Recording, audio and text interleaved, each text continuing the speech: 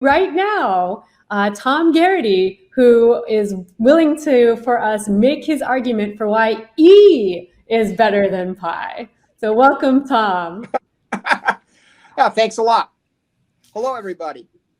Hey, Tom. I like pi a lot. Pi is a wonderful number.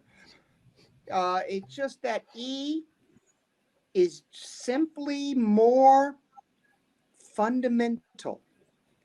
And mathematics should be the ultimate search for truth. Not that we'll ever find it, but I have to call it like I see it. Do I like Pi Day? Yeah, I think Pi Day is wonderful. I'm glad it shows up in the newspapers. I'm glad there's celebrations throughout the nation about Pi Day. But E, that number, that E to the X goes, woo, straight up, is just fundamentally more important. And I don't know what else I can say about it. It's just critical. I use E all the time, showing up in all my classes this morning. Well, one of my classes this morning.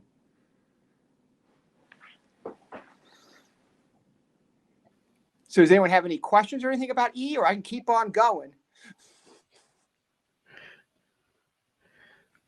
Well, I'm with you on this one. We've noticed that when Colin Adams and I do this debate, if we're talking to a mathematically mature audience, E wins. I mean, there's just no question. Yeah, Pi's more popular. And I wish I was more popular, but I'm not, and neither is E. It's just more basic. It's at the heart of things. Well, in your defense, Tom, I would say that I was working with a group of students a few years ago. We wanted to figure out the probability that a random tree in a complete graph was a spanning tree. So a probability question. Mm-hmm. Like a random tree, what's the probability it spans? And it turns out the answer approaches about 69%, but it turns out that it's 1 over E to the 1 over E. So thought it was a nice advertisement for your side of the debate. I mean, of course, I haven't changed my mind over the years, but I've become more and more impressed by that incredible formula of Euler of E to the pi I equal to -1. The older I get, the more I just find that stunning, in which case suddenly pi does show up pretty gosh darn naturally there, as does E. Yeah, I still think E's more important. E's the thing that starts it all, but I can't ignore that fact. Well, are you guys going to revive your debate? Is there a new version? I don't know. Colin Adams is a very busy person, and he actually, if you've ever seen the debate, it's pretty clear he prepares. While his opponent seems to have a tendency to wing it. Yes, I have seen the debate. Colin does prepare.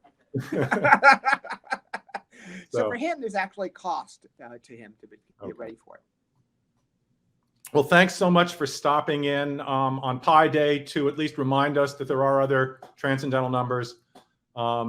Yeah, and also in the seriousness about Pi, I've changed my mind about Pi Day tremendously. When did it first become kind of popular? 20-some years ago? Yeah, we're thinking in the last 20 years or so. And as most things I'm wrong about, as with most of us, most things I just missed the point. And I remember thinking when people first started talking about Pi Day, I thought it was just extremely hokey. And I was kind of rolling my eyes. And I was just wrong. It's wonderful how it shows up in the newspapers. It's wonderful how it shows. And everyone realizes that it's a stupid day. But it's just a day for people to talk about math. And I just missed the point. So I'm thrilled by this.